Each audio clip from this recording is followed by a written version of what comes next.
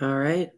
Without Okay. further ado, Brian, go ahead. All right. Take it Thanks, away. Kalen. I'm assuming you can hear me and see the slides okay. Um, Yes, all looks gonna. well.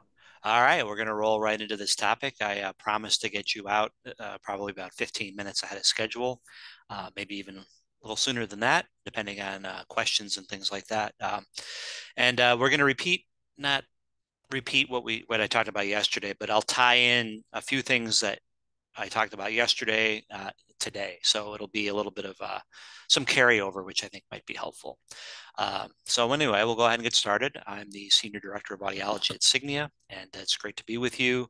And I don't know if you've ever seen the show Mythbusters. I don't think it's on the air anymore, but it used to be a popular show 10, 15 years ago on the Discovery Channel. I'm sure you can still find it on YouTube. Um, and this course is kind of patterned after that a little bit, where we take a common practice, maybe a popular practice when it comes to fitting hearing aids, when it comes to diagnostic audiology testing. Um, and then we look at what's popular, and then we look into to see if that's what that popular practice, if it's supported by the evidence from studies, from research, and things like that. So um, we know that as a profession, the way we do things when it comes to fitting hearing aids and testing hearing, it's often things we learned in school, maybe something a rep told you. Uh, and of course, if you've been around for more than a dozen years, you probably have, based on what you're doing now, is based on years of experience. And of course, that's all important. Um, but the idea here is to see what might be um, true based on good clinical evidence. And that's kind of what this talk is about. I think I picked maybe five things.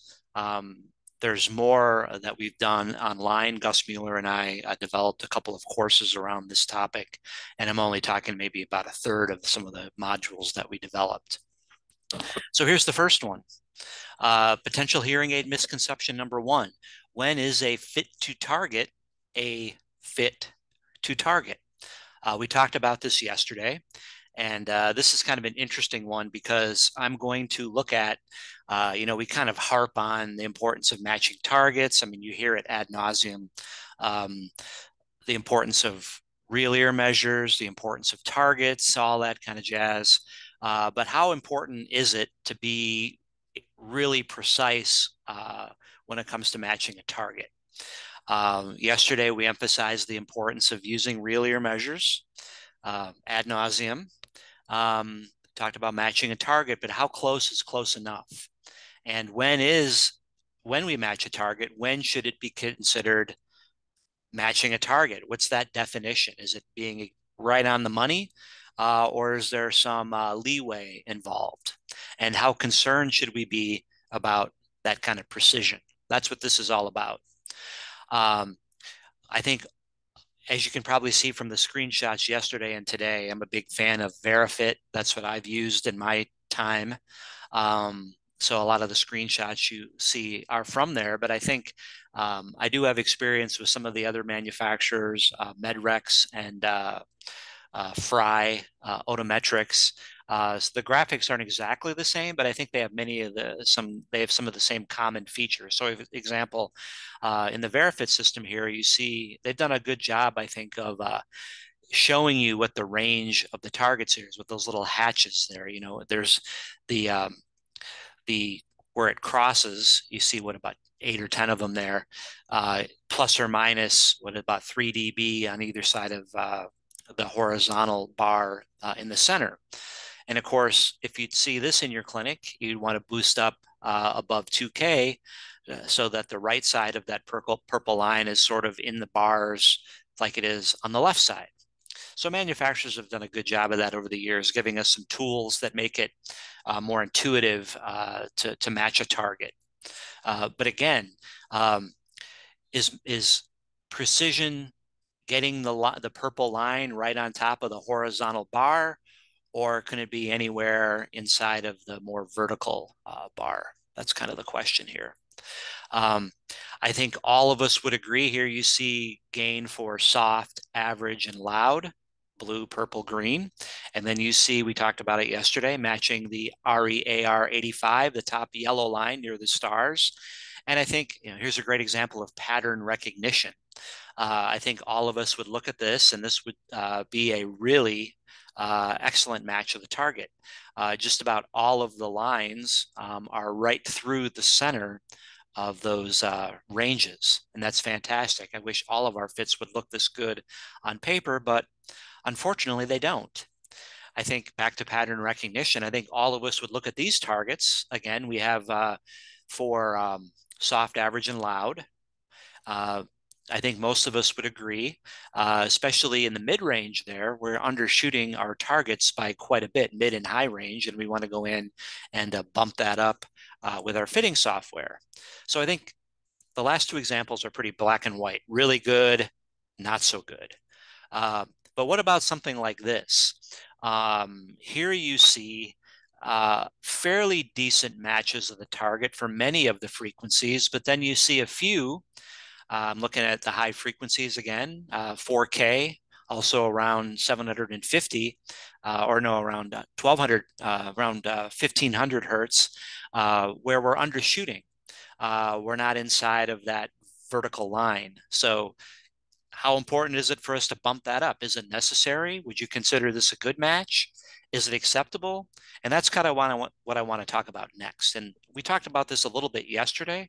There are some tools inside many of the probe mic systems that help us determine if this might be a reasonable match, if we should chase after that 1500 to match to get it closer, or in the high frequencies as well.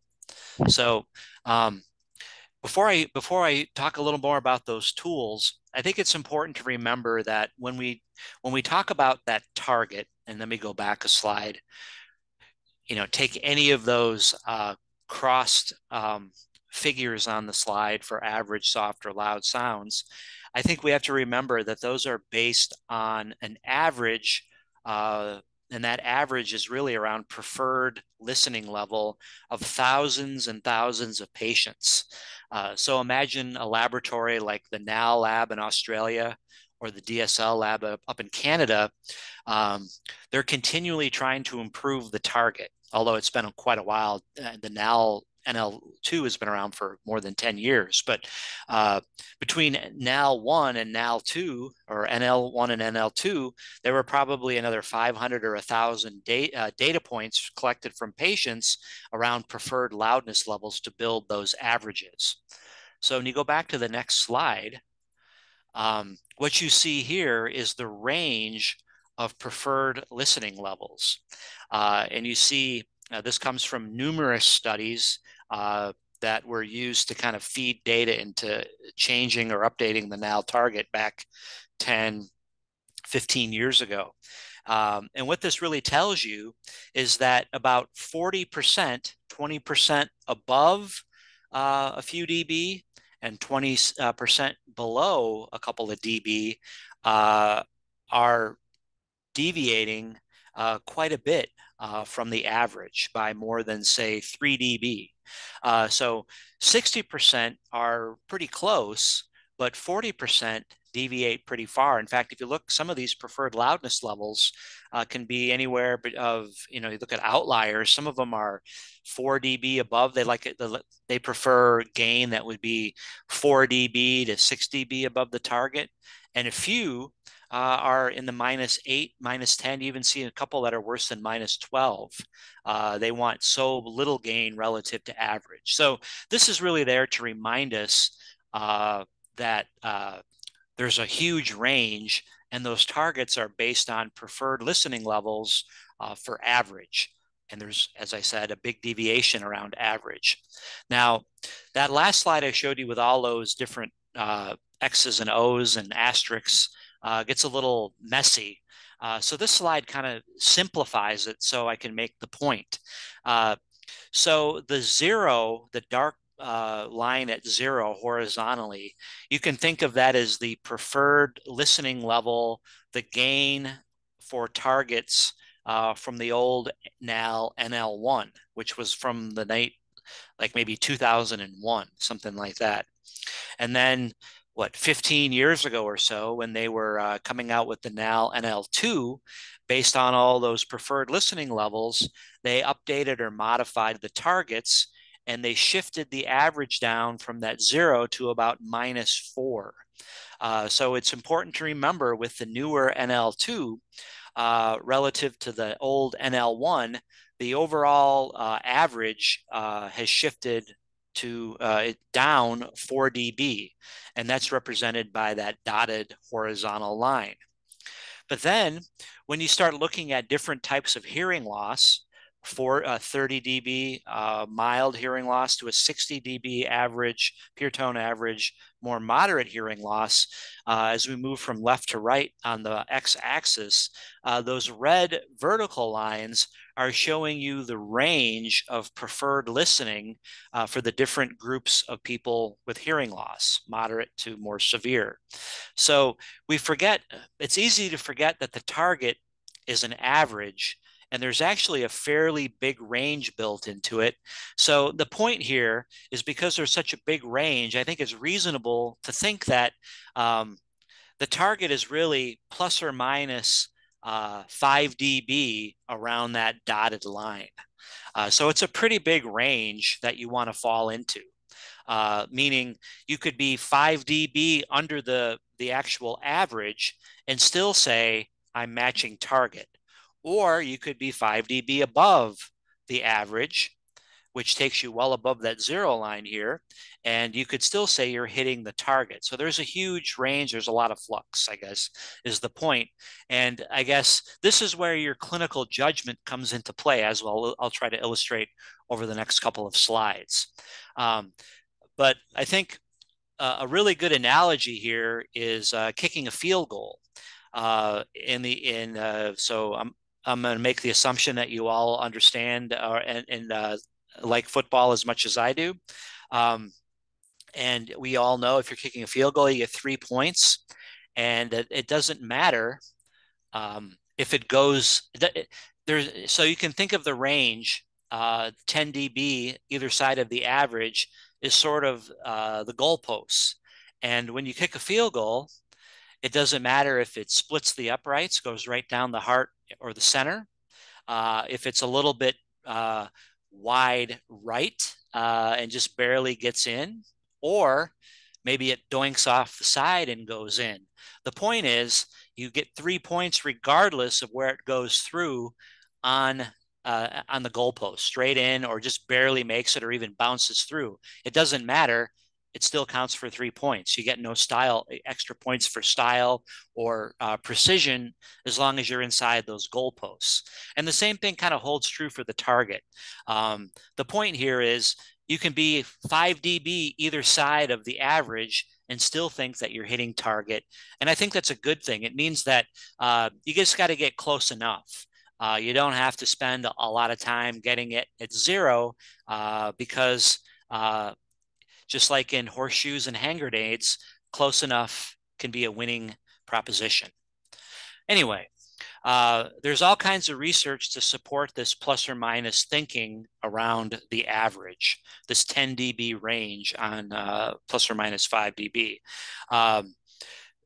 All kinds of research that says patients benefit and get satisfaction from their hearing aids as long as they're within 6 dB.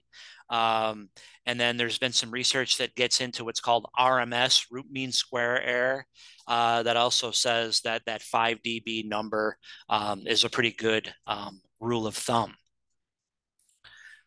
So anyway, let's kind of go through some examples here, because I think there's some nuances here that I want to kind of cue you into that maybe match the rule I just said, plus or minus 5 dB of the average, that maybe we would reconsider after we've looked at the pattern.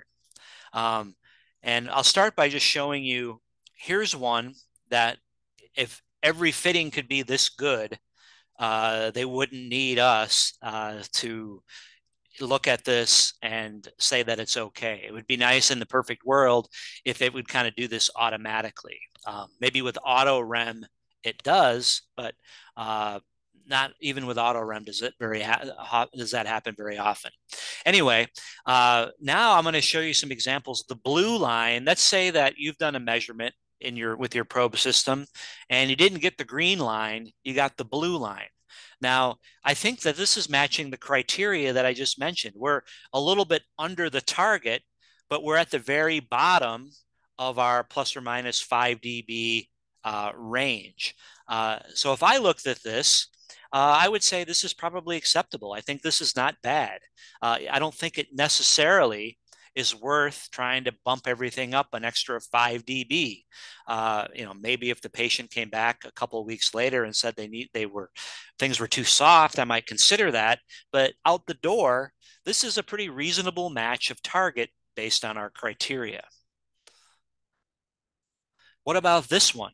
This is where things get a little bit more nuanced and where you need the experience of a savvy clinician. Because again, I think if you look carefully here, you'll notice that that blue line is, for the most part, touching all of the green vertical bars. So it's telling us that we're pretty much meeting the criteria. But if it was me, I would say this is not a good match, even though we're meeting our plus or minus 5 dB criteria. And the reason I would say that is because this is not a smooth frequency response. I think this frequency response has got too many waves in it. And in my experience, when you listen under your own headphones, a frequency response that looks like that doesn't sound very good. So I'd want to go in and I'd want to straighten out that blue line, smooth it out, make it look a little bit more like the green line. Again, maybe not paying so much attention to precisely getting in the center of the green vertical bar, but at least smoothing out that line, because I know a smooth frequency response is one that tends to sound better, that gives our patients better sound quality. Oh, and by the way, because I didn't focus on this yesterday at the end because we were out of time, but I would highly recommend everybody, and some of you I hope are already doing this. I found this 30 years ago to be an incredibly effective tool that I still use today, and that is get yourself a pair of really good. And you don't have to spend more than about $20 to get decent ones. Circumaural headphones, and plug those into your probe mic equipment. Some of you may know this. Others, you may notice if you have a newer probe mic system that actually comes with headphones in many cases. And you might be wondering what those headphones are for.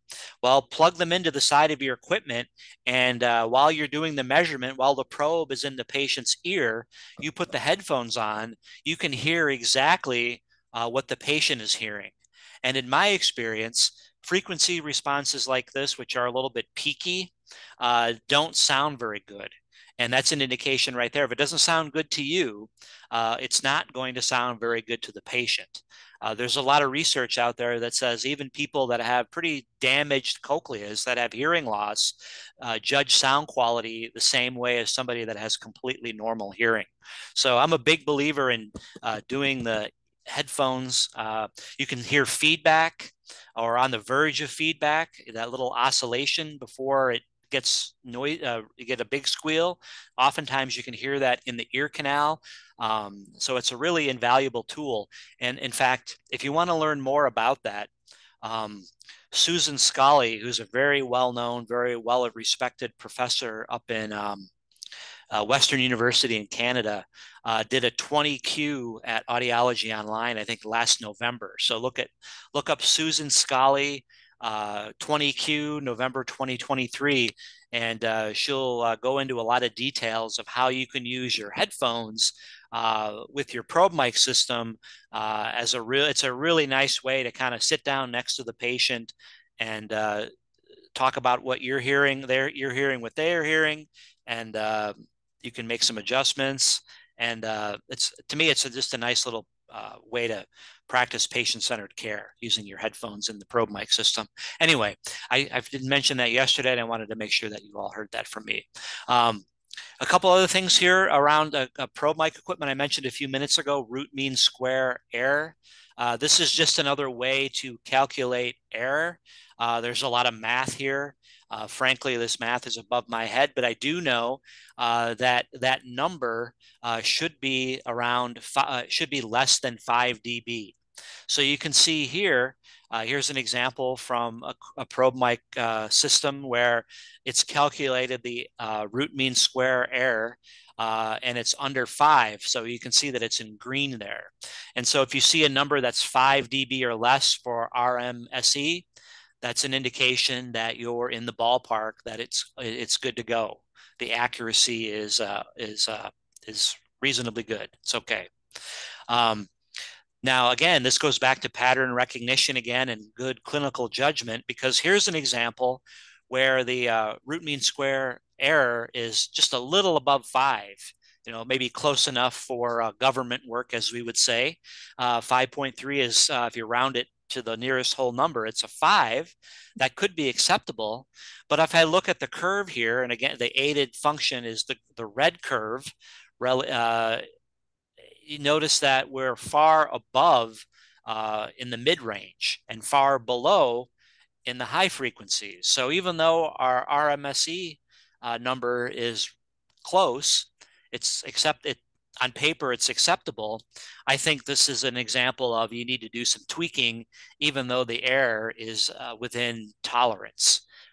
If this was my fitting, I would bump up the highs and I would bump down the mid range a little bit to get it closer to the purple target. And I mentioned that was RMSE, root mean square error. That's one way systems calculate deviations from target. And the other one I mentioned yesterday is the speech intelligibility index. Remember that you don't want to we're not trying to chase after 100. Oftentimes, we're not even trying to chase after 80. Usually, we're in the 60, 70, 75 range. And here's an example where our SII lower limit and upper limit are between about 60 and 70 or so. You see that bracketed there with the black lines. And this tells us when we calculate the SII for this patient for soft sounds, we're in the accepted tolerance. That's a good thing. All right. So that's as much as I wanted to say about how close is it to matching it. How close is close enough? I think that plus or minus 5 dB is a good standard with a few exceptions based on the quality of the frequency response, that kind of thing. I also wanted to, along those same lines, cue you into some recent fitting guidelines that were just published last year. Uh, you can find these online, but they're in a really obscure place. They were written by some UK audiologists and engineers. Harvey Dillon was one of the authors. I think the lead author, his name is Richard Wendell, and it was published in something like the Archives of Neurology, so it's really hard to find. If anybody wants a copy of the guidelines, they can send me an email. I'll be happy to send them to you. But to create these guidelines, and these are guidelines for older adults. Their definition of an older adult, kind of sadly, is 55 or older. So Sorry. maybe it's okay.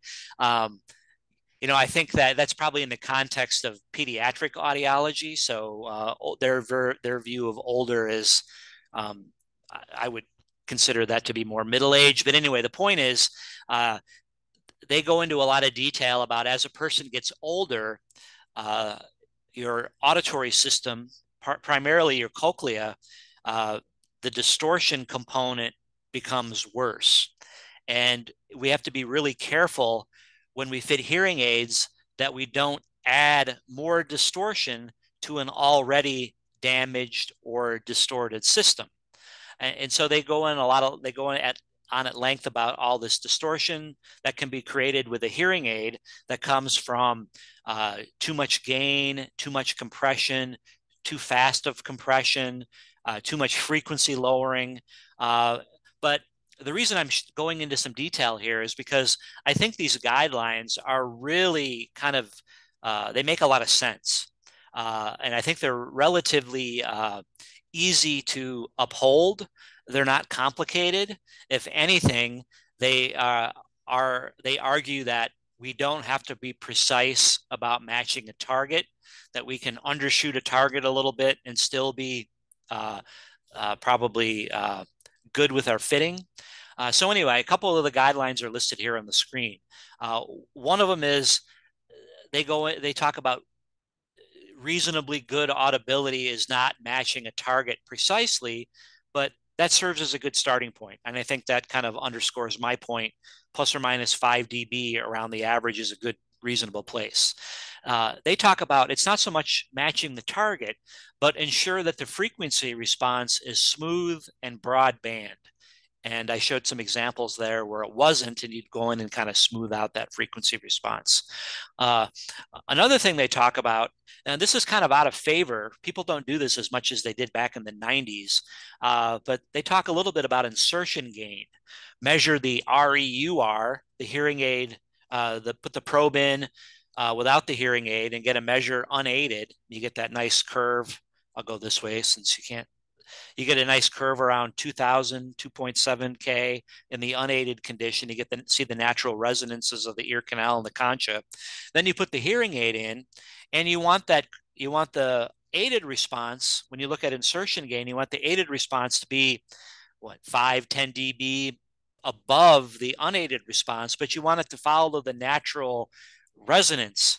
And there's some arguments out there that says when you do insertion gain, you can ensure that the hearing aid sounds more natural because the aided response follows the unaided response. It maintains the natural resonance. And I think there's something to that. I can think of all kinds of examples in my own clinic fitting hearing aids where a person might be more apt to complain about poor sound quality because the resonance was kind of clipped off in the aided condition. You didn't give them everything back. You had some insertion loss. And that's hard. Really, it's hard to see that with aided responses if you don't look at the unaided condition first.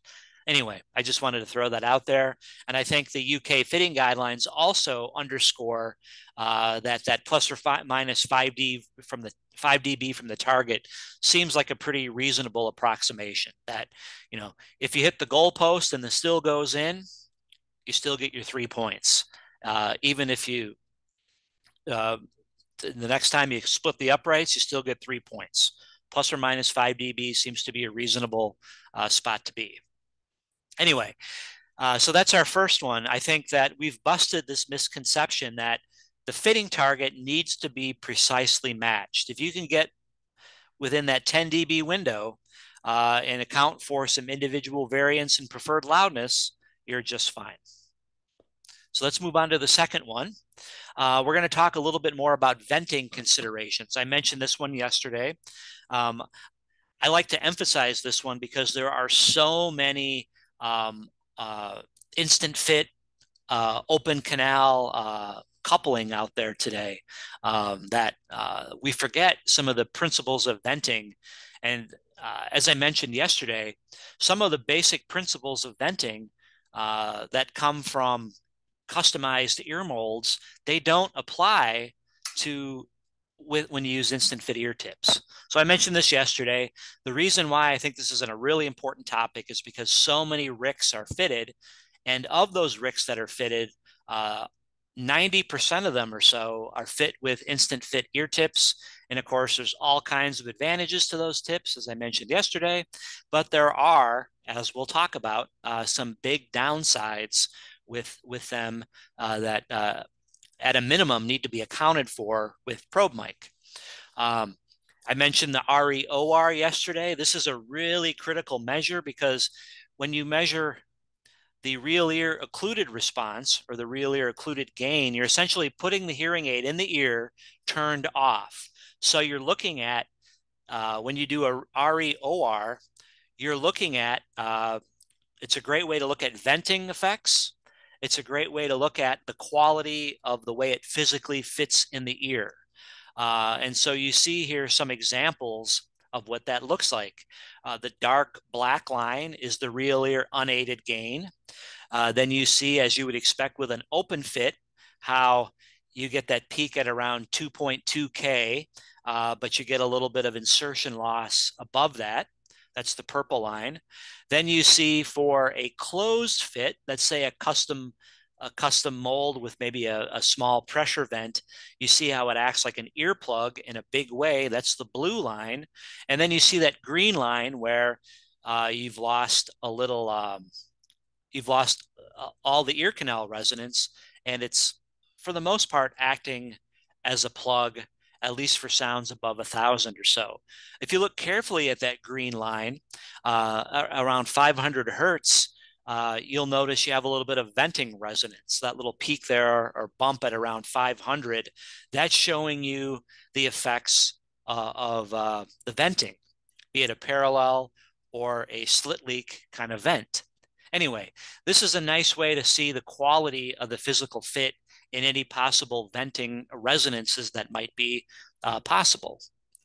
I made an argument yesterday of why that should be something that we routinely measure, but not very many people do.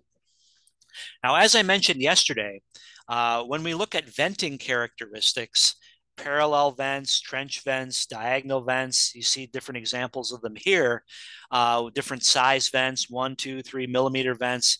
The acoustic effects of those vents are largely determined by the way that the hearing aid fits in the ear. The one thing I want you to notice here with these conventional ear molds is that an ear mold makes contact with what 2, 3, 4 millimeters of the ear. It fits fairly securely in the ear, and that physical contact that the mold makes with the ear affects in a huge way the venting characteristics.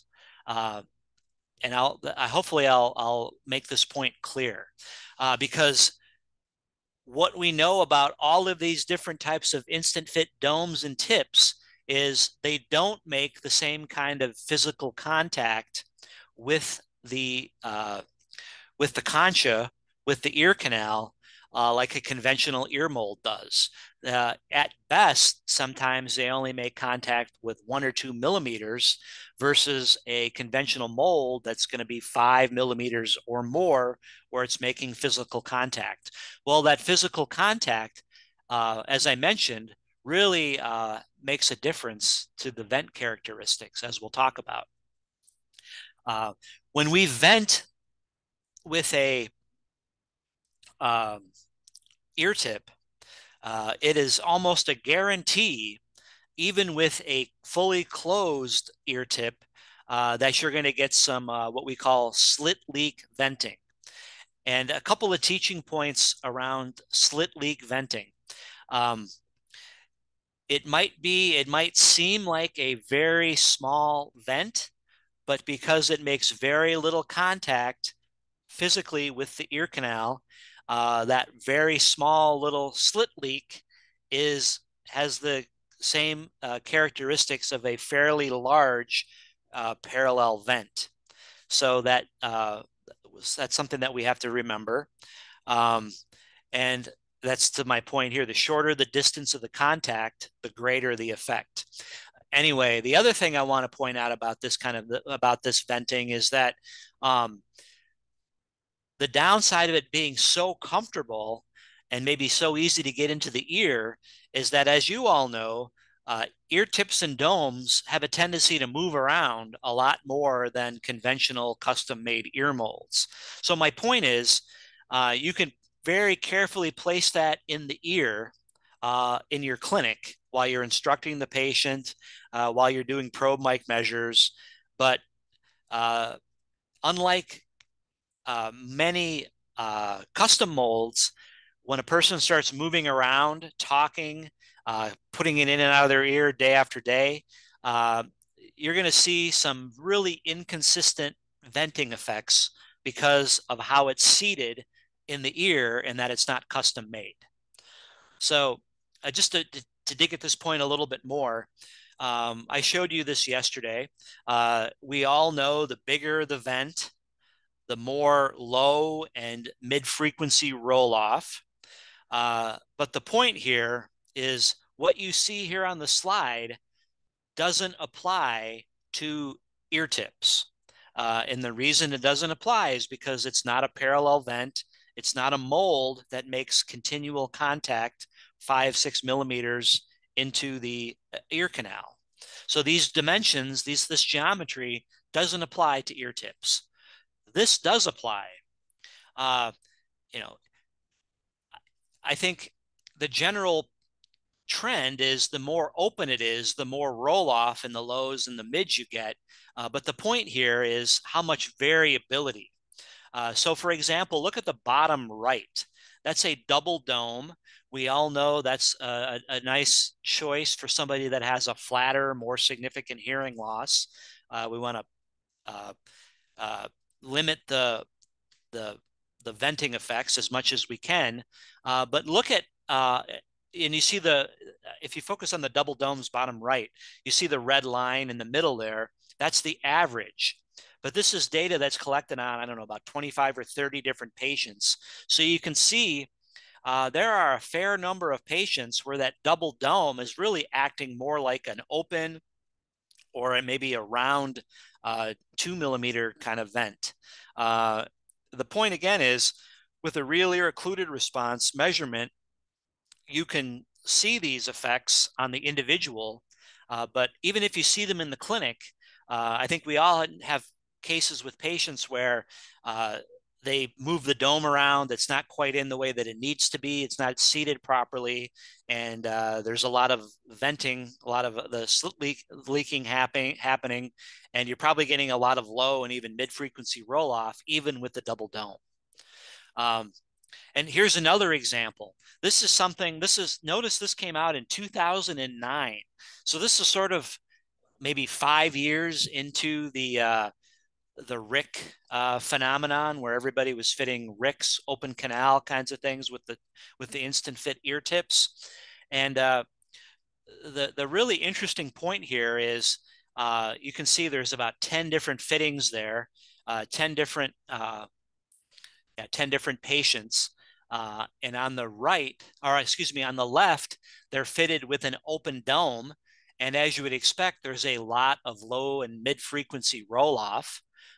Man, there's a lot of there's roll off through 1500 with that open dome. Um, and then you take those very same patients, same fit, same amount of gain and output, same frequency response. All you do is change from an open to a closed dome on the right. And notice that for many of those patients, you're still getting a lot of low and mid frequency roll off. There's very little change by moving from an open to a closed dome. And the reason why there's little change is because of slit leak venting. Um, this is a strong argument, in my opinion, for why we need to fit more RICs with a custom type of mold that has parallel venting that makes better contact, physical contact with more of the ear canal because you get rid of all of these roll offs for patients that need low and mid frequency gain. I mean, it's different if it's somebody that has normal hearing in the lows, but many of our patients, like these ones you see here, need gain. This is a flatter hearing loss, and they're only getting about a third of the gain that they need. So this is a huge, in my opinion, problem in the industry that we don't really pay much attention to.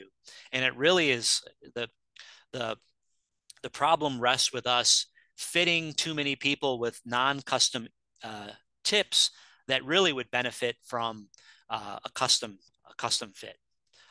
As I mentioned, that doesn't apply for people that have normal hearing in the lows or in the mid range. But even if you have greater than like 30 dB hearing loss at 500 or 1,000, you're going to probably have some of those venting effects. And it's not just gain. I mean, obviously, gain is such a crucial part of audibility. But when you start thinking about all the sophisticated noise reduction inside of a hearing aid, it has a big impact.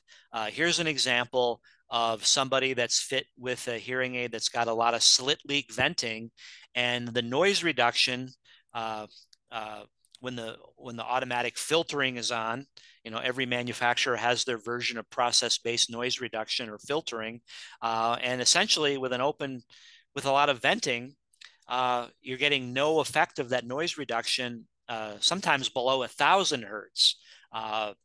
Patients are paying a lot of money, and they may not be getting the noise reduction that they need in the low or mid frequencies.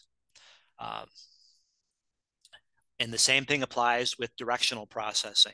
The more open it is, you can see here how we have four different fittings on the left, and how that equates to changes in directionality. So, for example, the black line on the left side, the black real ear occluded gain.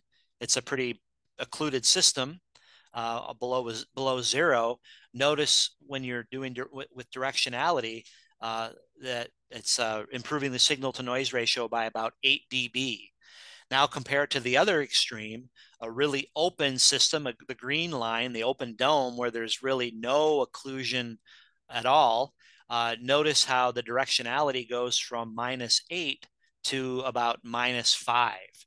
So the person is losing almost half of the directionality benefits and improvements in signal to noise ratio. So again, you think that these fittings are comfortable, they're convenient, but they come with a real downside if they're too open on somebody who needs gain in the mid and low frequencies.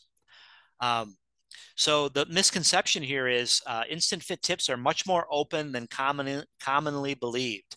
Even if you think the ear tip is closed, in many cases, go back to that 2009 data I showed you, the ear tip is actually open because of slit leak venting. And to me, if you want your patient to benefit from all of the advanced signal processing, it's better to fit them more closed than open. And to minimize all the uh, errors around that, I would advise you to fit as many custom RIC molds as you possibly can. Now, I know it delays things. You got to order something, you got to take an impression, but if you want a better quality fitting, that's the best way to do it. All right, so that's number two. Let's move to number three.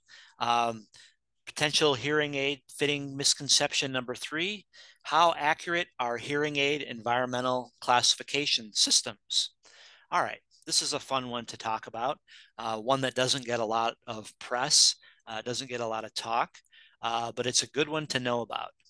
Um, so the whole idea around what we're talking about here is automatic program destinations, automatic program switching. The basic idea here is I think all manufacturers have some version of this where you can set up automatic programs for a specific situation. So for example, if the patient is listening to music or the hearing aid senses music, they may switch to a program that optimizes music. And that philosophy has been built into hearing aids for many decades. We've known, for example, since the 1940s that when a person walks into a noisy situation, less gain in the lows allows the hearing aids to sound better. And then, of course, back then, you would probably move a toggle switch on the hearing aid. And then back in the 70s and 80s, we had manual switching of omni to directional microphones. Press a button, and the hearing aid goes from omni to directional. And some of you might be old enough to remember Bill and Till processing, the Zeta noise blocker, which were essentially analog devices that when the intensity level got to a certain point, they would automatically cut the bass, bass increase at low levels, meaning if at high levels of sound, they would reduce the bass. Those were around in the 1980s. Then we had multiple programs. I remember the old Widex Quattro that came out in the late 80s, where you could manually program, I think, 4 different settings depending on what the patient needed. And then, of course, more recently, automatic switching from omni to directional, which has been around now for more than 20 years.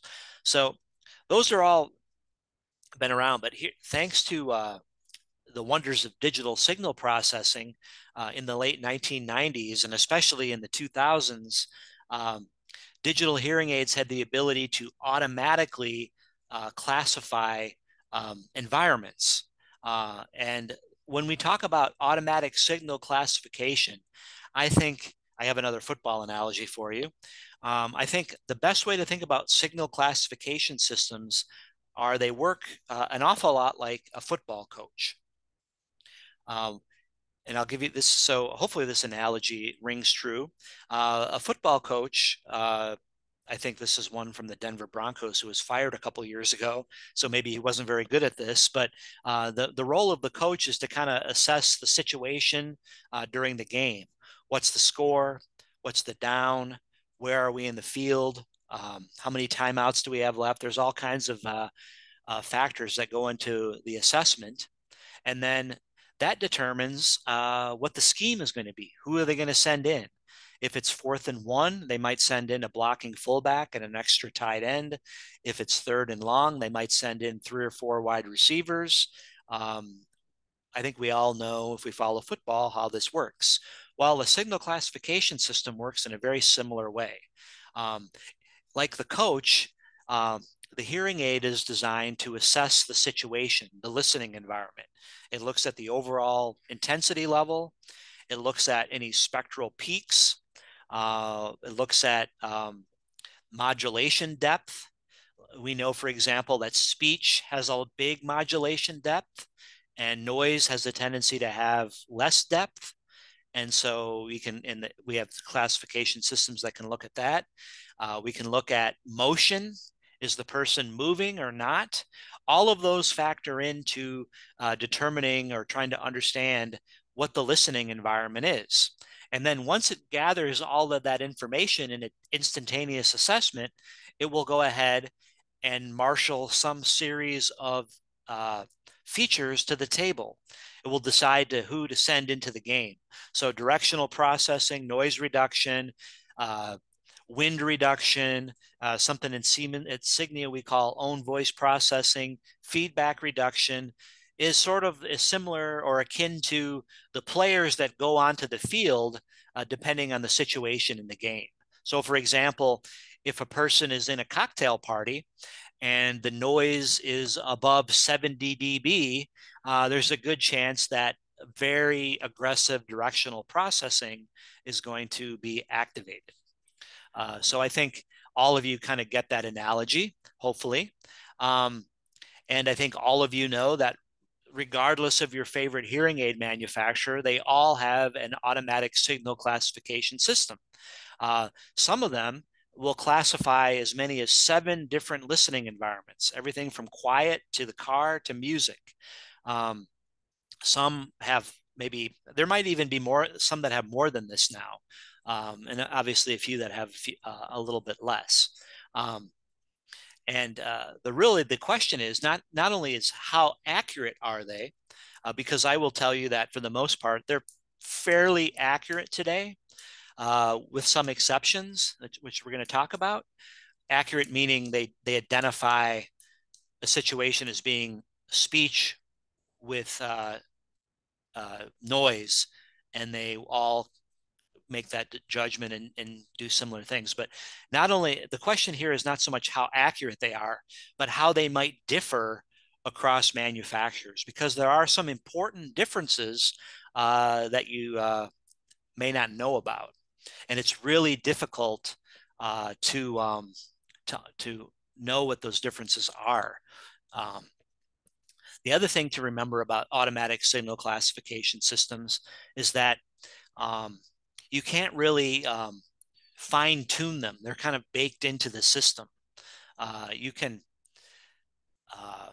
you might be able to deactivate some of them, but for the most part, you can't really turn them off completely. Anyway, we'll kind of go through this. Hopefully, that'll make a little bit more sense.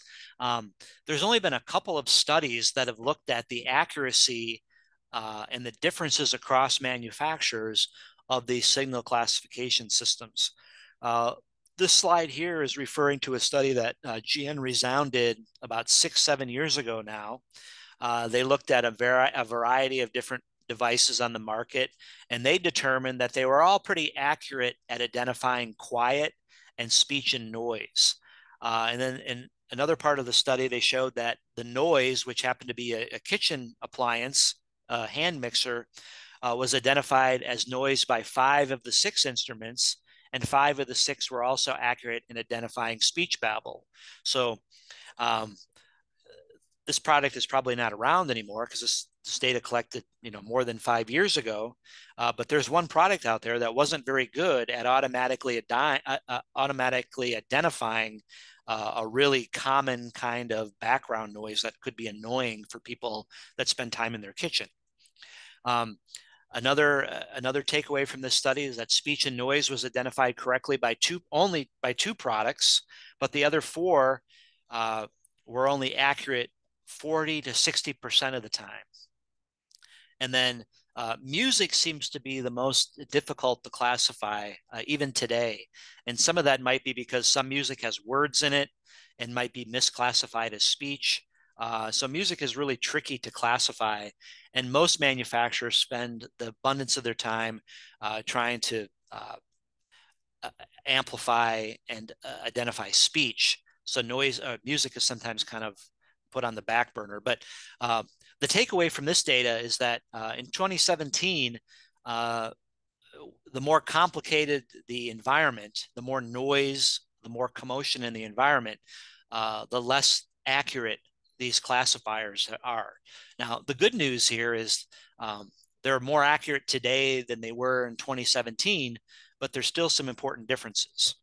Um, this is the most important, most insightful article about how uh, about this concept of environmental classification. Uh, it's the most important in the sense that it shows you the differences across manufacturers. So, if you want to take a deep dive on this subject, I would refer you to this article. It was um, it was conducted in a lab at the University of South Florida. Dave Edens is an excellent researcher. It was some of his students. And I'm just going to share with you a few key takeaways from this study. Um, this is a really interesting study, and it's actually something you could do in your clinic.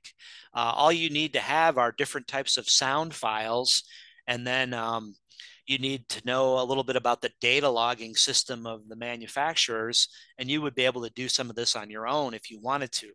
But in this study, what they did is they compared the classification systems of 5 premium instruments from 2019, I think it was. They were all programmed to their company's default settings for a certain loss, let's say a flat 40 dB hearing loss. And then they had 28 different sound files, what we would call acoustic scenes, that represented um, speech and quiet, music, speech and noise. Um, so these files varied across the overall level, intensity level, and the signal to noise ratio. And what they did was they had a group of students that served sort of as the standard.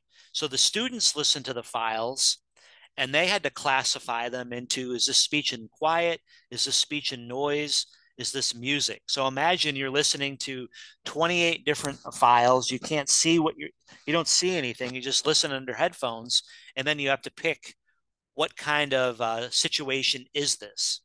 And then they after they gathered the information from the humans who acted as the standard, then they did the same things with the hearing aids. They put the hearing aids on the mannequin, turned on the data logging systems, and let the hearing aids listen to the sound file for a period of time, and then they looked to see what destination um, the hearing aids were steered into as they listened to these different sound files.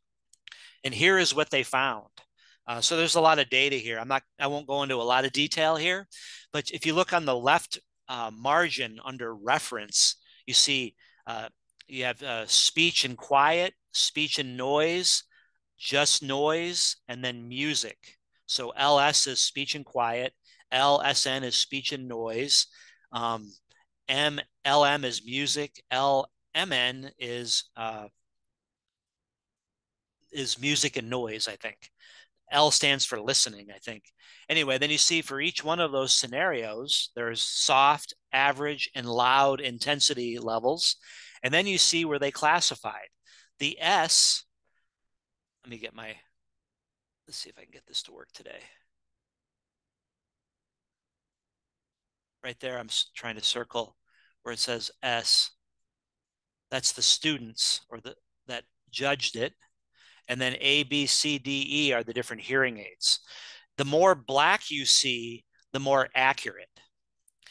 So you can see for speech in quiet up at the top left, for the most part, all those hearing aids were quite accurate at classifying that as a speech and quiet situation. The one exception is hearing aid C at 70 and 85, you see zero. I guess at a certain intensity level, that product, even though it was speech and quiet, when it got to a certain intensity level, it just automatically thought it was a noisy situation and it classified it as a speech and noise situation, which means it probably activated the directional system. Somebody wearing hearing aid C, if they're in a quiet environment, they very likely would come into your clinic and say, when I go into that my hearing aids are too soft. When somebody talks loud, it sounds muffled. You would make an appropriate adjustment, maybe turn up the gain for average. And when you did that, the hearing aid it's still classifying the same way, your adjustment wouldn't make any difference. That's a great example of how the classifier, because it's baked into the system, your adjustments have no impact on it. Even though you may have turned up the gain for average, that hearing aid thinks it's in a noisy situation and it activates all those noise reduction features. So I don't know what brand hearing aid C is, but I can guarantee you that a lot of patients complained that it was muffled sounding when there were a lot of loud talkers around. Anyway, there's a lot of we could dig into a lot of details here. Here's an example. I circled it. Uh, this is music and product B for soft music, 100% of the time classified it as speech and noise. So that classifier in hearing aid B, uh, it confused music, the words in the song, with a situation where there was quiet talkers versus hearing aid B. That's the contrary there. 0% of the time did it classify it as a music situation, even though it was music. Uh, Here's another example, hearing aid B, when the music got to be 85, it didn't say it was music, it said it was speech and noise. And maybe the classifier has a bias against heavy metal and it thinks that a band like Metallica is not music, but actually speech and noise. Anyway, those are examples of how classifiers can mishandle or be inaccurate. And it's good to know about those things. Anyway, a few more things. Here's some, rather than look at all those black and white dots on the screen, we made this a little bit more colorful. Here you see the higher the bar, the more accurate the hearing aid. Here's a situation that's got a little bit of really it's quiet, a back and forth conversation between a man and a woman, and you can see for the most part at 50 and especially at 50 for soft inputs all the hearing aids were pretty accurate. But you'll notice for a couple of the hearing aids, as it got louder, um, the situation was classified not as speech and quiet, but as probably noise. So that's a great example of how the hearing aids classify a little bit differently based on the intensity level. Um, Here's another example. Now it's getting a little bit more complex. Notice here we're in a situation at a noisy food court where the SNR is +5. We have soft, average, and loud. And notice how, even though this is a situation where you'd want the hearing aids to say it's speech and noise, uh, some of the devices are only accurate about 50% of the time. And then the most challenging situation, even today, for signal classification systems are music. And in the example from this study, the music they used was um, Ella Fitzgerald and Nina Simone singing this song. Notice that the loudspeakers were at 45 and 315 degrees, so sort of at an angle from the front. And this is how it classified jazz music with the vocal. Notice how hearing aid B uh, wasn't accurate very much at all, and some of them more accurate than others, depending on the input level. Many of these were misclassifying jazz vocal music, not saying it wasn't music, saying it was speech and noise, meaning that it brought different features to the table because it thought it was a noisy situation. Remember, um, most of the time, we want the hearing aids to process differently for music versus speech and noise. And many of these hearing aids are not doing that because it's misclassifying the scenario. All right. So uh, this uh, is here's the misconception. For several situations, the signal classification may not be correct. It's important uh, for post-fitting counseling and know when your favorite hearing aids automatically switch to another program. Like I said, you could rely on your hearing aid manufacturers to help you. Your rep might be able to tell you this. Uh, I noticed over the last few product cycles that many hearing aids have a tendency now to not switch as often. They stay more in the universal program, and that's probably a good thing. You can always add another program on your own if you want to. But um, as I mentioned before, the important point here is um, if the hearing aid is misclassifying, and the most common misclassification is speech in noise versus music, if the hearing aid is misclassifying, no adjustment that you make on the hearing aid is going to make a difference if a person has a complaint about something when it's misclassifying. Anyway, it's a really interesting and an important topic with all of the automatic switching that's in a hearing aid today. Let's move on. We got two more topics to cover. We're going to switch gears away from hearing aids for a few minutes, and we're going to talk about a misconception around diagnostic audiology. And we're going to talk about speech testing. And the adage here is it really doesn't matter too much about the details here. Speech testing is speech testing. I'm just going to do my word list, get a percent correct, and move on. I don't want to spend a lot of time on this. That's basically the idea. Anyway, let's talk about this in a little bit more details. So there's three reasons for conducting we'll call pre-fitting monosyllabic word lists. So I want you to kind of put on your diagnostic audiology cap. Think about some of the necessary components of an evaluation, some things that we need to do before we deem someone a hearing aid candidate. And one of them is when we do speech testing, we want to make sure that we're finding what the maximum performance is for the patients, meaning that the test has to be done at a level that is loud but okay. So that's an important thing. We also uh, know that if there's a significant difference in the what we call the PB max between the ears, uh, this will affect not only the hearing aid selection and counseling, but it also may preclude any further evaluation and warrant a referral because somebody needs to have an evaluation by an MD for potential retrocochlear problem. Whoops. I'm sorry here. I'm having trouble with my mouse again.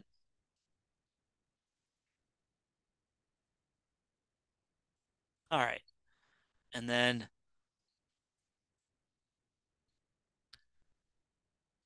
oh, hold on, guys.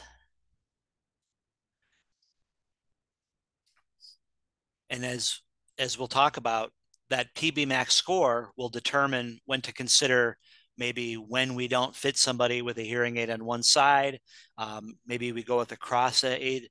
Maybe we consider this person an cochlear implant candidate if they have a poor score. So I guess my main point here is the results of your monosyllabic word tests are pretty important, not only for a possible referral, but also for how we would select and fit hearing aids.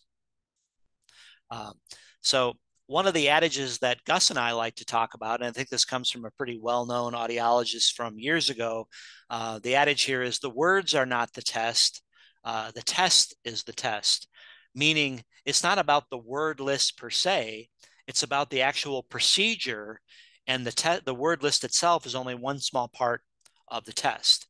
So the test is not just the NU6 word list, but also the recording that you use and the number of words. And we're going to talk about this in a little bit of detail. So I'm going to go through a step-by-step process that is supported by the evidence. So step number one, and the reason I want to emphasize this is we just did a survey not too long ago, and only about 20% of audiologists were following the procedures that are necessary to do this right. It's a really low number. So it kind of warrants going back and talking about the right way to do this. So step number one, it's really important to use the appropriate presentation level. Remember that we're chasing after PB max, the best score. So we want the sound to be loud enough to maximize audibility, but be under the patient's loudness discomfort level. Now, what's the best level that will get us there? That's the question. And the best way to do it is not MCL. The best way to do it is not plus 30 or 40 dB sensation level. Here is the best way to do it that's been proven in the research. It's to find a sensation level dependent on the 2K threshold of the patient. So if the patient's 2K threshold is less than 50, you want to do 25 dB sensation level. So if the threshold is, say, 40, you would do it at 40 plus 25. If the threshold is at 2000, if the threshold is between 50 and 55, you would do it at plus 20. If the threshold at 2K is 60 to 65, you do it at 15. If the threshold is between 70 and 75, you do it at plus 10. So that is the accepted guidelines in most cases to determine the presentation level based on the 2K threshold at that sensation level. Again, plus 30, plus 40 dB sensation level, MCL, you may have learned that in school, but the research in this area says that more often than not, you're not going to be at the right level to get PB max doing it that way. You're much more likely to be at PB max following this procedure. Now, there are certain exceptions to this 2K plus X approach, 2K plus certain SL, that where it may not work. If the patient's loudness discomfort level is lower than expected, it may be too loud for them. If that's the case, you just want to make sure that you're doing it at a place that's maybe just below their LDL. When the threshold is at 2K, or if the threshold is at 80 dB is 2K or greater, or if they have an upward sloping hearing loss at 2K, in those cases, you would use the LDL for speech and then go 5 dB below it. That's the only exception to the 2K plus X SL approach, is what you see here on the slide. That's actually, this approach, in my use of it, actually saves time. You just go right, you look at the 2K threshold, and that tells you, based on what I showed you a couple of slides ago, where you should start at. Make sure that it's not too loud for the patient there, and then you move right into it. Loud, but okay. Step number two, always use a validated word list.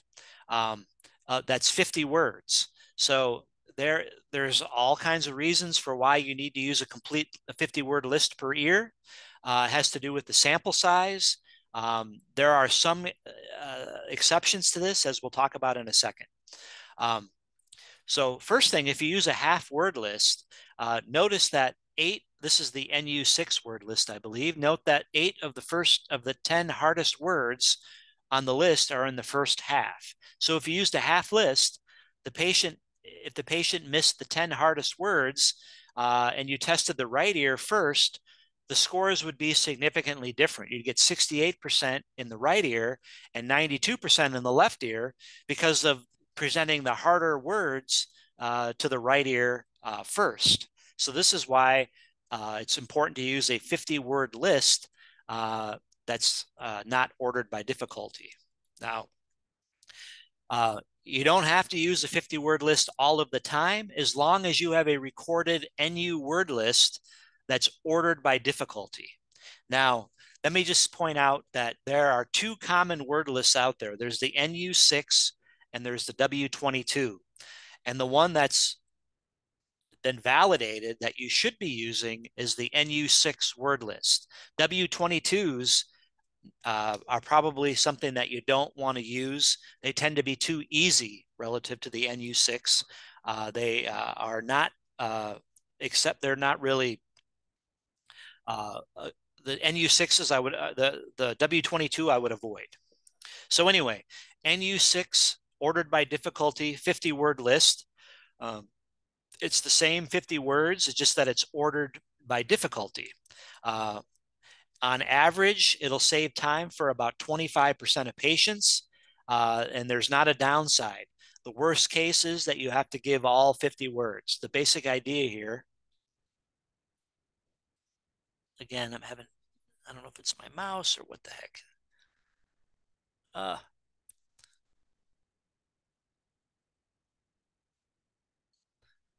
okay, sorry about that. Um, so there's no downside to doing this. Let me just show you. Um, Here's an ordered by difficulty word list. If the patient only misses 1 out of the first 10, you can stop testing. If the patient only misses 3 out of the first 25, you can stop testing. So if they miss more than 3 after 25, then you should do the entire word list. So you can see there's a built-in time advantage when you use the ordered by difficulty word list. Step number 4, you want to use the critical difference to interpret the findings. What does its critical difference mean? When is a difference really a difference versus just margin for error? And there's actually a table that's been around since the 70s that helps us do that. You see the table right here. You can find the percent correct score. And I want you to notice how the range is so much larger when you use a 25-word list versus a 50-word list. So just a couple of examples here. Whoops. Um, take for example, if somebody got a score of 80%, in the other ear, if they got a score between 64 and 92, that would be no different than that score of 80%. If it fell outside of that range, that would be a critical difference telling you that that person needs a referral, that there's been some kind of a significant change in the poor ear that's been tested. So this is really handy. And you can, if you're not familiar with this, just take a moment to look at it and see how the range is much tighter for the longer word list. So let's kind of walk through a couple of examples. Here's a sample audiogram where the right ear is 68%, the left ear 44%. Are these two scores the same or are they different? Well, if you pick 44, anything larger than 62 would be significant. And if you pick 68, anything smaller than 50% would be significant. So you can kind of see how these tables work. Here's a couple of examples. Let's say you have a patient with a score of 72% in the right ear, 68% in the left ear, and that patient asks you if his speech understanding is better in one ear. The answer is no, it's not different. That is not a critical difference. You would say that those scores are statistically, they're the same. Even though it's a 12-point difference, there's no significant difference. Second point, second example, you did testing on somebody that had a stapendectomy. That patient's word recognition score dropped from 88% on the pre-op to 76% on the post-op. The physician that asked you to do the test, uh, did you tell the physician or state in the chart notes that their word recognition had dropped following surgery? No, you wouldn't, because that is not a significant drop. Uh, and then the last one, 3 years ago, a patient's score on her right ear was 92%. Today it is 74%. And she asked you if it's gotten worse. That is a significant difference. And you would say, yes, it had. Now, that would not be a significant difference if you only use 25 words. Anyway, or the word list ordered by difficulty. Step number 5, always use what we call the red flag chart to determine when a word recognition score is unusually low. I won't go into the details here, but this is a really handy chart because it'll tell you, looking at the pure tone average for 5, 1, and 2 on the left column, look over to the right column, and that will tell you if the score is lower than that number, that means that that's an abnormally low score, which means that person has possibly something medically going on that would need to be evaluated. It's an abnormally lower score, might warrant a referral, would certainly change the way that you counsel the patient. So this is handy to know, this chart from Judy Dubno. And then finally, Linda Thibodeau, who's a researcher down in Texas, developed what's called the sprint chart, which helps you determine if there's a critical difference between the two ears and if there's a lower than expected score in that red flag category. So you can see here, the red flag territory is the shaded area. You just basically look at the patient's pure tone average, look at their word recognition score, and it falls in that shaded area in the center. That tells you that is a significantly low score or a significant difference between the two ears. So this is a handy chart that you can find online that would help you determine. I know in my clinics over the years, I've had this in a laminated sheet next to me so I can quickly determine if somebody is in that shaded area zone. All right, just a couple of quick tips here before I move to our last section. Always use a presentation level that ensures as much audibility as possible without being uncomfortably loud. I talked about that 2K plus SL approach. That's the best that's out there right now. Always use a complete 50-word list ordered by difficulty. Use the NU6 ordered by difficulty recording and conclude the testing if the patient passes the screening guidelines. And then Gus and Ben Hornsby, who's a professor at Vanderbilt, actually did a really extensive article on some of these things we've talked about. And they say always use that Thornton and Raffin chart to determine when a difference is really a difference. And then the Dubno sprint chart also helps you determine if it's an unusually or abnormally low score relative to the pure tone average.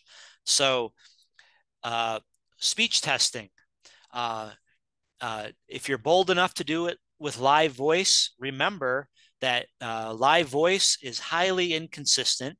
You can't compare to previous testing. You can't compare one ear to the other. You can't use the critical differences. You can't use the red flag data. You can't use the 10-word screening because you're not doing the test right. It's too much variability with live voice, even if it's the same voice every single time.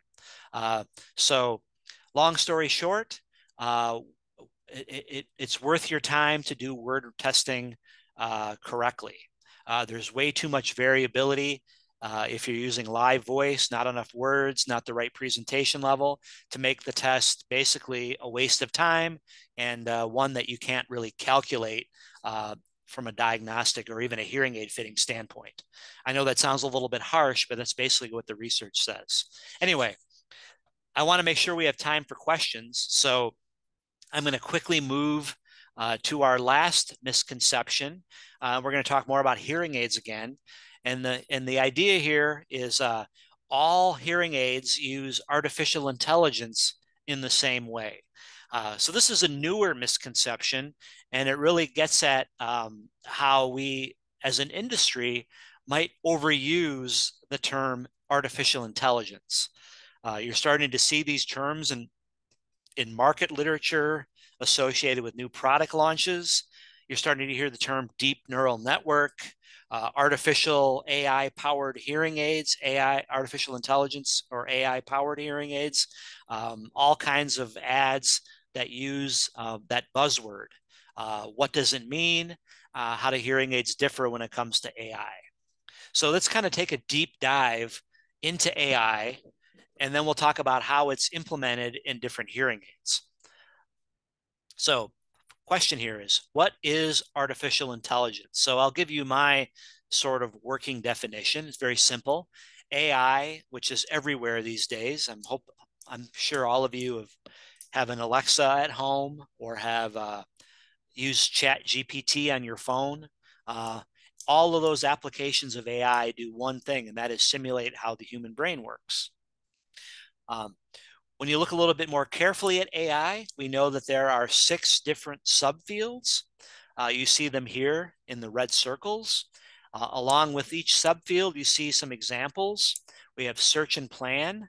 Deep Blue is a AI-driven chess program, been around for a long time. We have knowledge and reasoning.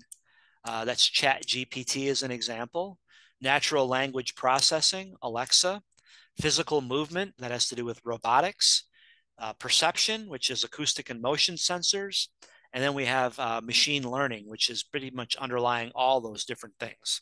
In the hearing aid world, these two categories, machine learning and perception, the use of acoustic and motion sensors, are where we see AI applied in hearing aids. And here you see some examples. Self-fitting hearing aids, the ones that allow people to test themselves, use an app maybe to change the gain and the programming. That's an example of machine learning. More and more devices use what we call a digital assistant to allow people to program or to adjust, fine tune their hearing aid. And then we have things like in the Signia world, at least, something called own voice processing, which allows the hearing aid recognize, you train the hearing aid to recognize the wearer's voice. And then after it's been trained to recognize it, it usually reduces it. And then those are examples that have been around now for a while. And then when it comes to perception, uh, all hearing aids use AI in their signal processing to do a combination of reduce noise and gain and boost gain for speech. And that's the one I want to focus on right now. The application of AI around signal processing to reduce gain or reduce noise and increase gain for speech. Every manufacturer has some version of AI that does that. But before I give you some of the differences and some of the similarities across different manufacturers with respect to AI used for signal processing, let's just talk about what hearing aids are trying to replace with their AI-driven system. And what hearing aids are getting smart enough to do, and we're sort of on the cusp of this now, but I think over the next decade, you're going to see some monumental improvements. And that is the human auditory system has the remarkable ability to gather in all of these different sounds in their environment.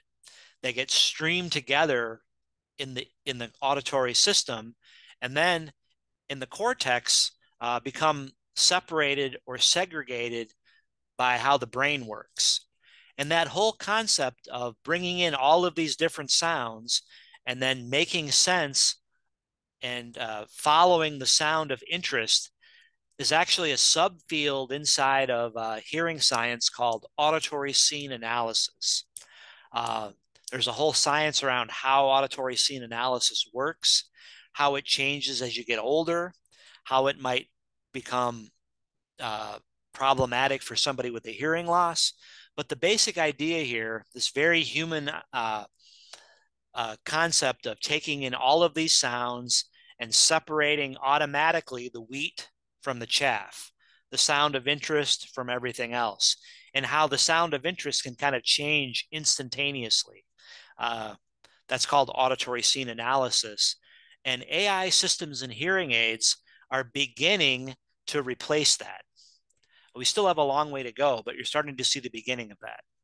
Uh, and these AI systems and hearing aids, they do some things remarkably well. They collect and analyze large pools of data. That data is all of the characteristics of the sounds around you.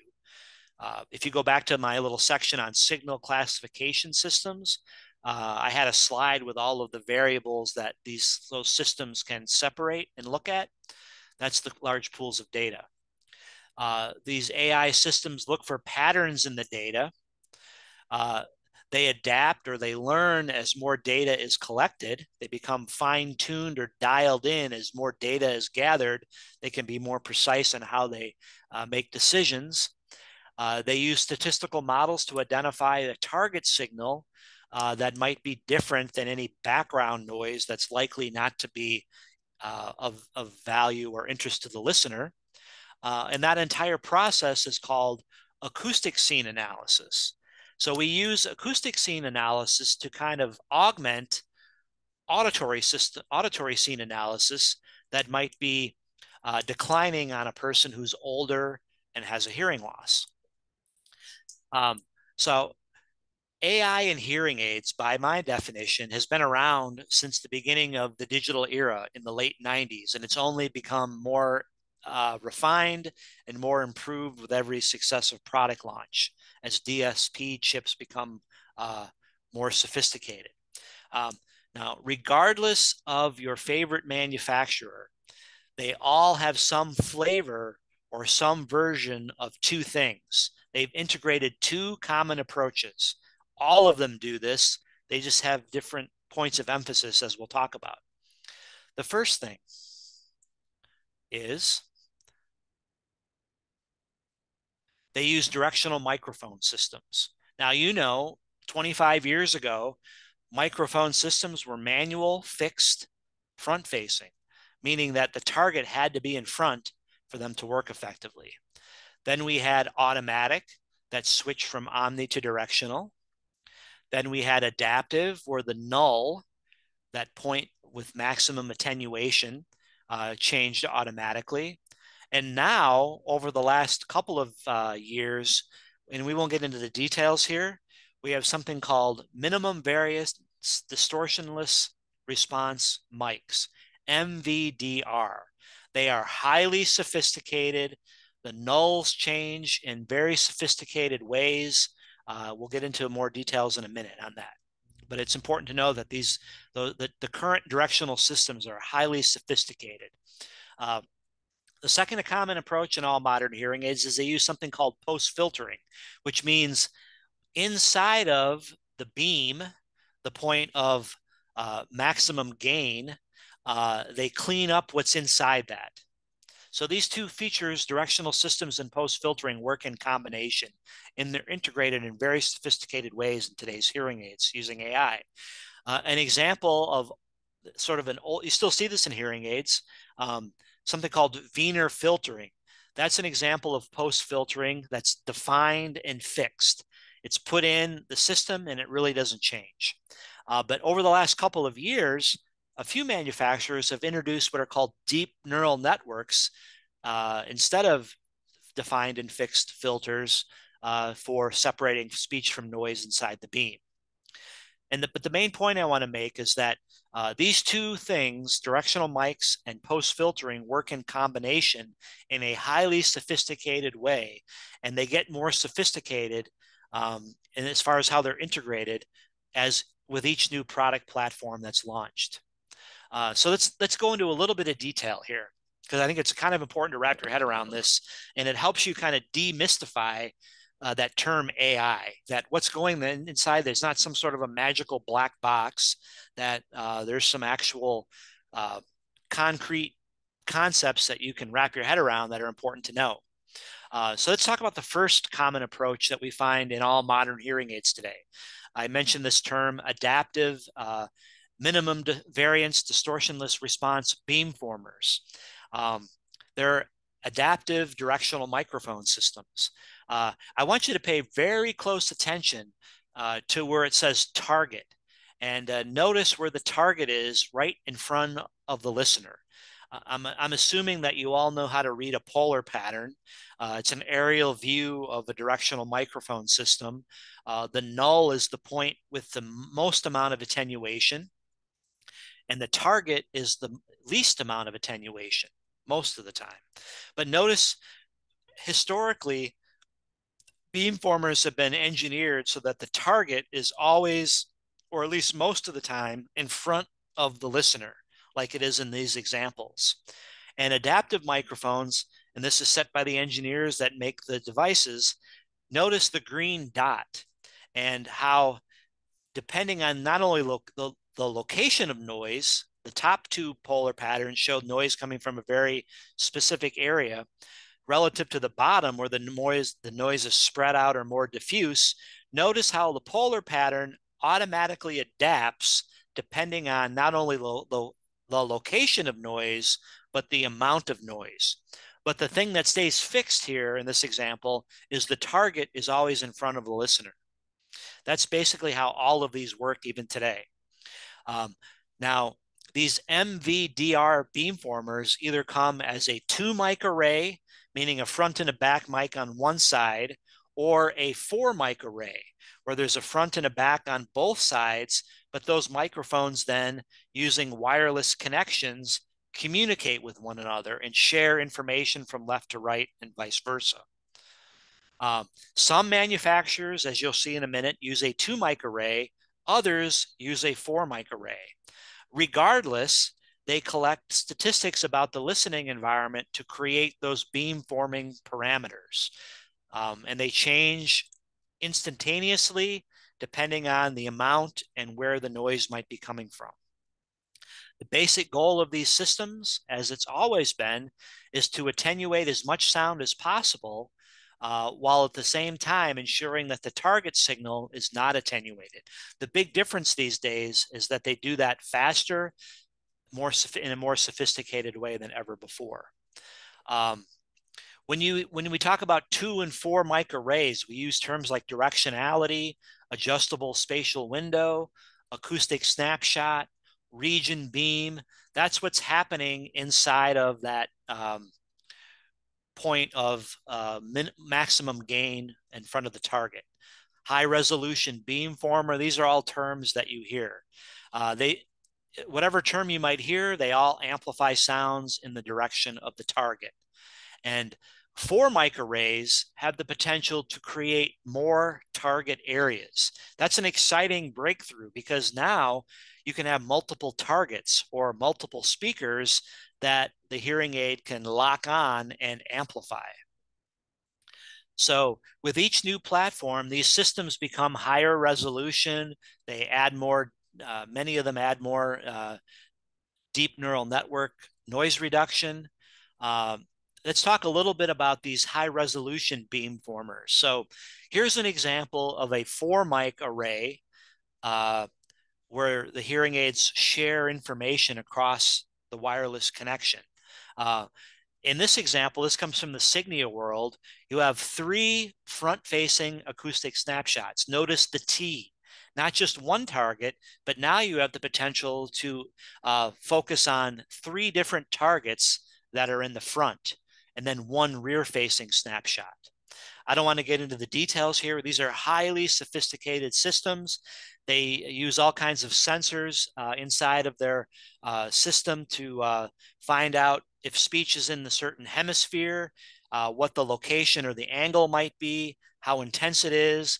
And there's a whole lot of math under the hood here that I don't completely understand that helps us determine if speech is in the frontal hemisphere, like this. Both targets, for example, in the Signia system, all three targets have to be in that frontal plane, which is on 70 degrees either side of zero. Um, It determines if somebody's inside there. It looks at the distance. It can determine based on the math if that person's between 3 and say 8 feet away. And if they are, it'll amplify their voice.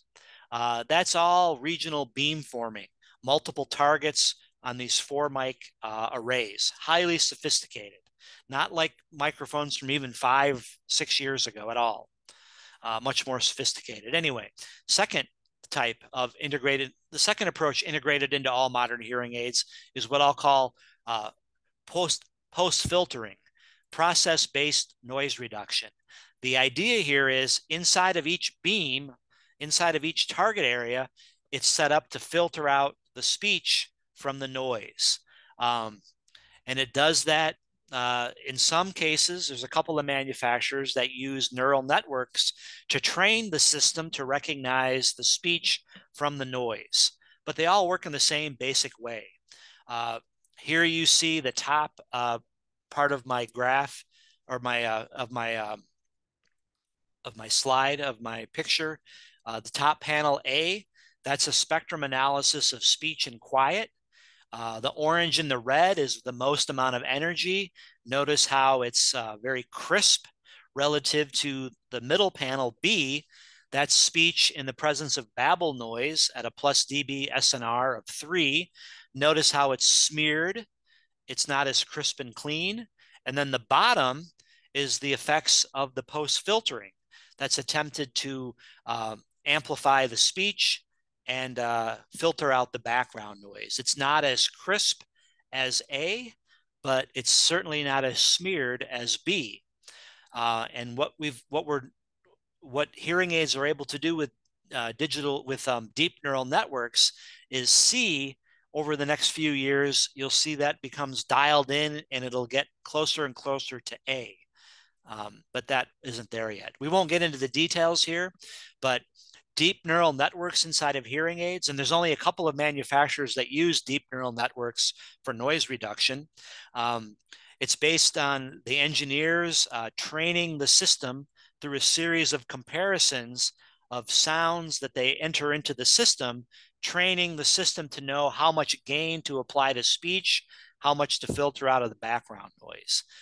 Over time, these systems will become more and more sophisticated. Right now, we're sort of at the very beginning. In fact, here's an example. This comes from our friends at Oticon that compared uh, the first generation deep neural network, which was in their More product, to the previous generation that did not have a deep neural network, which I think was the Open. And basically, long story short, was in this little study, there was no significant difference in perceptions of noisiness between the system. Uh, Even though the deep neural network uh, was activated, it didn't show a significant difference in the patient's perception of noisiness. Both systems worked about the same. They were both good, actually. Um, Here's one more slide I'll share with you on this. So you can take all of your manufacturers and how they implemented artificial intelligence inside their hearing aids for signal processing, and you can chart them on this continuum. And as I'll share with you, some manufacturers have a philosophy that I would say is more spatially based noise reduction, where their real intent is to uh, improve the signal to noise ratio as much as possible. And on the other end of the spectrum, you have some manufacturers that are more spectrally based, who are more concerned about maybe helping a person maintain spatial awareness, allow the human auditory system to do more of its job, I guess is one way to say it. So the companies on the left that rely more on spatially based noise reduction are the three companies that use a four mic array that allow for that complete audio data sharing. We have Resound, we have Phonak, and we have Insignia that are on that side. Now, the way they use their four mic array is different, but they all use a four mic array. Signia, for example, is the only one right now that has the three different acoustic snapshots in the front. On the other end of the spectrum, we have companies that are more rooted in bringing a product to market that focuses on spectrally based noise reduction. These are manufacturers that have already introduced deep neural networks into their noise reduction system. Remember, with a deep neural network, you can sort of more finely tune the noise reduction system. The noise reduction system only works inside of the acoustic snapshot, however.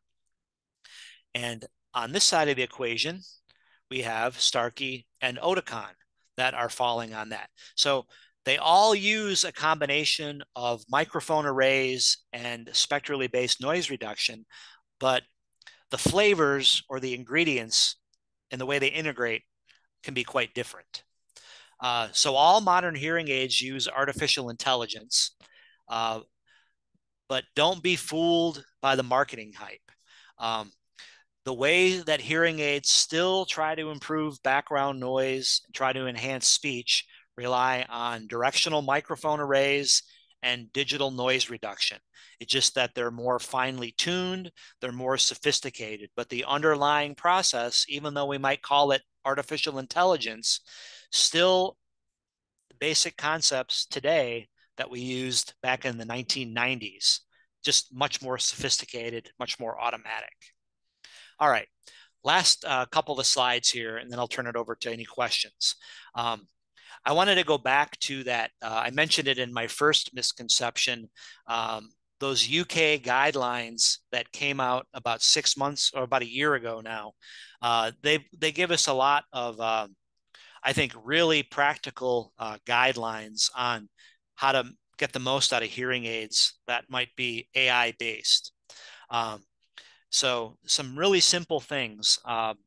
Make sure that the target, when you use real ear measures to verify audibility, make sure the target, don't focus so much on matching a target. Make sure the response is smooth and undistorted. Make sure that we use custom ear molds whenever possible. I think we need to have a resurgence of these. There's too much variability because of slit leak venting with ear tips. And a lot of the signal processing inside the hearing aid is lost, even with a small slit leak vent. Um, I think there's all kinds of opportunities down the road where you'll have the ability to evaluate patients' patient preferences for many of these AI-based features. There's a tool out there called the HAFI, which we don't have time to talk about, that helps you more systematically evaluate patients that are wanting to use their smartphone as part of an integrated system with their hearing aids. And then another, I think, opportunity down the road with AI-based hearing aids is we're going to be forced to evaluate digital literacy of our patients, patients that are really independently able to use all of the apps and features that are unlocked when they use their smartphone in combination with their hearing aids. And there are a couple of questions you see here on the slide that you could use to evaluate a patient's digital literacy. And so I think we're in a world now where if we find a patient really needs a lot of these features that are unlocked on their smartphone, if they have poor digital literacy, that's an opportunity for us to instruct them. And maybe that's a fee for service opportunity. And there's also opportunity to see if those features are important by using some of these more, these well-designed questionnaires like the HAFI. Anyway, I'm going to stop right there and see if anybody has any questions. Uh, Before I stop talking, I'll just say thank you for the opportunity. Feel free to email me if you want a copy of the presentation or if you want any, uh, if you have a specific question that doesn't come to mind at the moment. And I'll turn it over to you, see if there's any questions. I did have one based on a little bit what you went over yesterday. Uh-huh. You were talking about some proprietary formulas, like to manufacturers, or like some of them, some companies slightly change the NAL/NO2, but they still label it as that, in their software.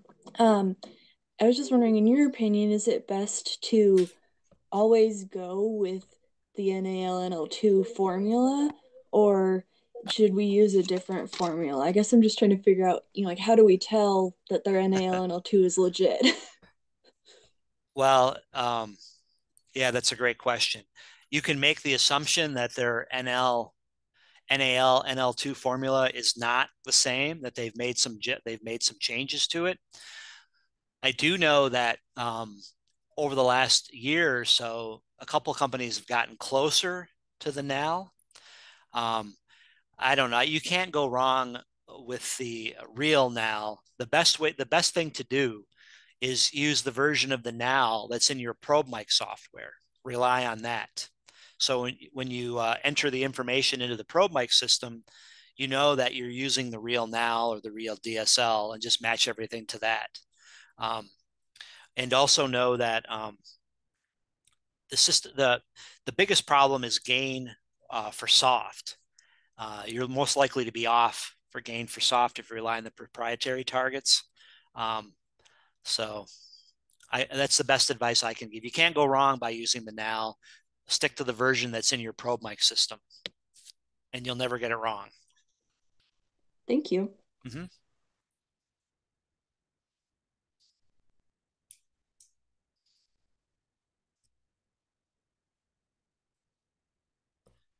Any other questions out there? I'm writing down DG Welsh 54. I will send you. I'll send you my presentation. If you go ahead and send them to me too, Brian, I plan on forwarding I that can. to You attendees. know what? I think I'll just do that, Yeah, Kaylin. I'll just send it to you. That way, it's covered. yeah. All right. Perfect. I shot you over a message. No, that'll be great. Okay. Brian, Sandy Hubbard here. Yes. Hi, I Sandy. just I sent you a text earlier, but I just wanted to comment about this presentation in particular with our hearing aid specialist training program here in Washington for Mm-hmm. licensure.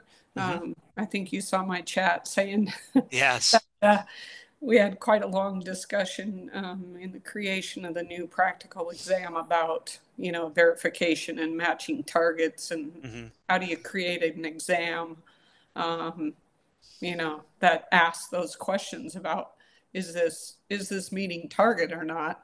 And I think after listening to this, I feel even better about the fact that we ultimately settled on, really scoring the ability of the candidate to explain, their rationales for not just is it matching, but their rationale for, maybe being following the shape but being a little bit under, or the customizing of it. So that was pretty cool. But I have to tell you, just the content in general is something that I'd really love to integrate into the training program. We do use a lot of audiology online courses. Mm-hmm. So, and for license prep, right? To really Well, uh, feel free to use any of the research quick takes that we've developed on yeah, audiology online, or yeah, we have already. if you Mm-hmm. have any specific needs, let us know, because we're always happy to help create those material. Yeah, it's awesome. It was really, really good. Well, thank you. I appreciate it. I don't see any other questions, so I'll give you some of your time back. Well, thank you so much, Brian. We greatly appreciate. Yeah, my pleasure. Enjoy the rest of your meeting. Again, thanks for having me on. I hope this was useful information. Very Thank much you, so. Brian. So much Thank great you. For sure. information. You're welcome. You're welcome. Enjoy the rest of your day. So You You as well. too.